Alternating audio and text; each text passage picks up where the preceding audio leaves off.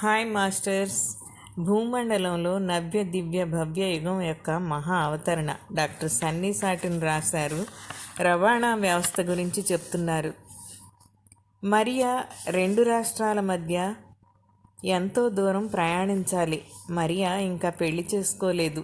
ఆమె తన తల్లిదండ్రుల ఇంటి నుంచి 500 మైళ్ళు అంటే 800 కిలోమీటర్ల దూరంలో మరో రాష్ట్రంలో నివసిస్తోంది. ఆమె ఒక మహానగరపు కేంద్ర భాగంలో నివసిస్తోంది. తన ఇంటి దగ్గర ఉన్న నగర రైల్వే స్టేషన్కు ఆమె తేలిగ్గా నడిచి వచ్చేయొచ్చు. మొదట ఆమె అమిత వేగంతో నగరాల మధ్య ప్రయాణించే రైలు ఎక్కాలి.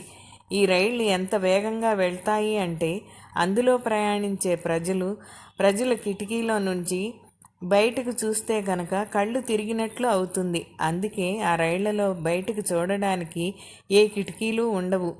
ఆ రైలు లోపల ఉండే కప్పు అలాగే ప్రక్కలు కూడా పూర్తిగా మూయబడి ఉంటాయి.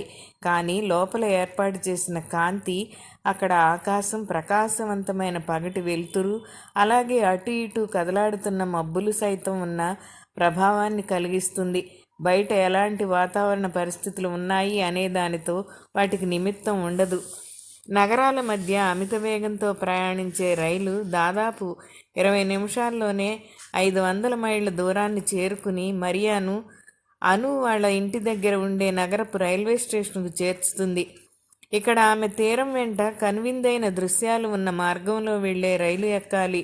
కనుక మరియా 35-40 నిమిషాలలోపే తన తల్లిదండ్రుల ఇల్లు చేరుకోగలుగుతుంది. అందువలన కుటుంబం అంతా ఆ విహారయాత్రని ఎంతగానో ఆస్వాదించగలుగుతారు. ఎవ్వరూ అలసిపోవడం లేదా విసిగిపోవడం జరగదు. ఒకవేళ వాళ్ళు కావాలనుకుంటే ఆ సాయంత్రమే తమ ఇంటికి తిరిగి వెళ్ళిపోవచ్చు. లాస్ ఏంజలస్లో జపాన్ దేశపు వ్యాపారవేత్త మచాడో అనే ఆయన టోక్యో, లాస్ ఏంజల్స్ రెండింటిలోనూ కార్యాలయాలు ఉన్న వ్యాపారవేత్త. అతను ఎక్కువ సమయం లాస్ ఏంజల్స్లోనే నివసిస్తాడు. వ్యాపార అవసరాలు నిర్దేశించిన విధంగా అప్పటికప్పుడు అతను టోక్యో నగరానికి లేదా టోక్యో నగరం నుంచి ప్రయాణించాల్సి వస్తుంది. విమానాల ద్వారా ప్రయాణించిన పాత రోజులను మచాడో జ్ఞాపకం చేసుకుంటాడు.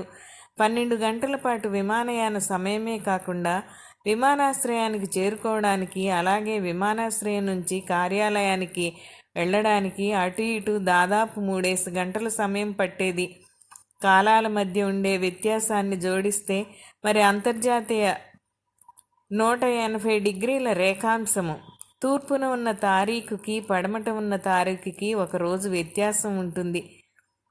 180 డిగ్రీల రేఖాంశము దాటడాన్ని ఆధారంగా చేసుకుని చూస్తే లాస్ ఏంజల్స్ నుంచి టోక్యోకు ప్రయాణించడానికి అతనికి దాదాపు 2 రోజులు పట్టేది.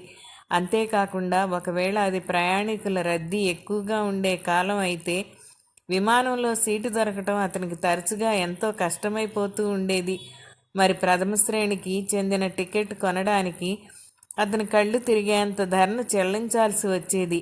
ఇప్పుడు నూతన ప్రపంచంలో అతను అదే రోజు లాస్ ఏంజల్స్ నుంచి టోక్యో వెళ్ళి తిరిగి రావచ్చు. కేవలం 2 గంటల సమయంలోనే అతన్ని లాస్ ఏంజల్స్ నడిబొడ్డు నుంచి టోక్యో నడిబొడ్డుకు చేర్చడానికి ఖండాల మధ్య ప్రయాణించే ఒక ప్రత్యేక రైలును అతను ఎక్కుతాడు. అన్ని సీట్లు ప్రథమ శ్రేణికి చెందిన సీట్లే. ఆ రైళ్లలో సీటు ఎప్పుడూ అందుబాటులోనే ఉంటుంది. ఎంతమంది ప్రజలు రిజర్వేషన్ చేయించుకున్నారు అనే దాన్ని బట్టి వాళ్ళు ఒక అదనపు బోగి జత చేస్తే సరిపోతుంది. అతను టోక్యో చేరుకునేసరికి అలసిపోవడం లేదా విమానయానపు బడలికకు గురి కావడం జరగదు. అతను టోక్యోలో బస చేయడానికి హోటల్ కోసం ఖర్చు పెట్టాల్సిన అవసరం ఉండదు. ఎంతో సమయం, డబ్బు ఆదా అవుతుంది. ప్రధాన రవాణా సాధనాలు. నూతన ప్రపంచంలో అయస్కాంత తత్వం వలన నేలను తాకకుండా ప్రయాణించే రైళ్లు ప్రధాన రవాణా సాధనాలుగా ఉపయోగపడతాయి. ఈ రైళ్లు పూర్తి నిశ్శబ్దంగా పనిచేస్తాయి. వీటి వలన కాలుష్యం అనేది ఏమాత్రం సృష్టించబడదు. అంతరిక్షంలో ఎగిరే గుర్తు తెలియని పళ్ళాలు అన్నింటిలానే ఈ రైళ్లు కూడా స్ఫటిక శక్తితో పనిచేస్తాయి. విశ్వంలో ఉన్న జీవశక్తిని కేంద్రీకృతం చేయగలిగే సామర్థ్యం స్ఫటికాలకు ఉంది. ఈ రైళ్లు కంప్యూటర్ చేత నియంత్రించబడుతూ పూర్తిగా వాటంతట అవే పనిచేస్తాయి. వాటికి డ్రైవర్లు ఉండాల్సిన అవసరం లేదు. ప్రయాణికులు నిద్రించడానికి వీలుగా స్లీపర్ కార్లు ఉండాల్సిన అవసరం లేదు. ఎందుకంటే ఏ ప్రయాణానికైనా కొన్ని గంటలకు మించి పట్టదు. రవాణా వ్యవస్థ అమెరికా ఎలా ఉంటుంది? అవసరాన్ని బట్టి ప్రపంచమంతటా విస్తృతంగా వ్యాపించి ఉండేలా రవాణా వ్యవస్థ అమెరికా సాలెగూడు అల్లికను పోలి ఉంటుంది. ఈనాటి ఇంటర్నెట్ గురించి ఆలోచించండి. మీరు ఎక్కడికి ప్రయాణించినా కానీ అది మీకు దాదాపు అందుబాటులోనే ఉంటుంది. అలాగే ప్రజలు నివసించే లేదా ప్రయాణించాలని అనుకునే అన్ని చోట్ల ఈ రవాణా వ్యవస్థ అందుబాటులో ఉంటుంది. ప్రతి నగరం లేదా గ్రామంలో ఒక సెంట్రల్ స్టేషన్ ఉంటుంది. అది ఆ నగరపు రవాణా వ్యవస్థకు కేంద్రస్థానంగా పనిచేస్తుంది. ఆ ప్రధాన కేంద్రం నుంచి నగరపు నలుమూలలకు వెళ్లేలా వేర్వేరు దిశల్లో అనేక మార్గాలు ఏర్పరిచి ఉంటాయి. ఈ మార్గాలు అన్నింటినీ అనుసంధానించడానికి మళ్ళీ వృత్తాకార మార్గాలు అనేకం ఉంటాయి. ఈ విధంగా నగరం అంతా రవాణా వ్యవస్థ వ్యాపించి ఉంటుంది. ప్రతి నగరం లేదా గ్రామంలోని సెంట్రల్ స్టేషన్ ఒక ప్రాంతీయ స్టేషన్తో అనుసంధానించబడి ఉంటుంది. ఆ ప్రాంతీయ స్టేషన్లు అనేక ప్రాంతాలను చుట్టువచ్చేలా మళ్ళీ ఏరియా స్టేషన్లతో అనుసంధానించబడి ఉంటాయి. చివరగా ఏరియా స్టేషన్లు అన్నీ విపరీతమైన వేగంతో వెళ్లే రైళ్ల ద్వారా ఒకదానితో మరొకటి అనుసంధానించబడి భూగోళమంతా విస్తృతంగా వ్యాపించిన రవాణా వ్యవస్థగా రూపొందుతాయి.